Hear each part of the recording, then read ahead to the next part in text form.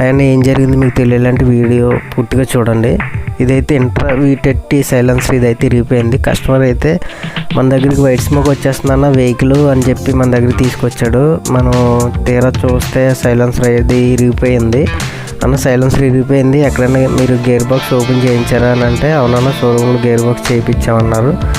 అయితే మనం ఈ సైలెన్సర్ చాలా కాస్ట్ అన్న, ఇంచుమించుగా ₹1,00,000 పైన ఉంటుంది ఇది.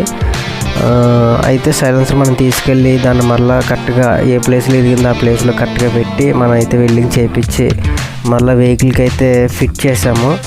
అయితే ఈ సైలెన్సర్ ఎందుకు ఇరిగిపోయింది అని అంటే సైలెన్సర్కి సంబంధించిన బెడ్ బోల్ట్లు ఉంటాయి గేర్ బాక్స్కి, వాళ్ళు 2 బెడ్లకు సంబంధించిన ఏ బోల్ట్లు వేయలేదు, వాళ్ళు నార్మల్గా అలా వదిలేశారు. అందువల్ల ఇది వైబ్రేషన్కి అయితే ఇరిగిపోయింది.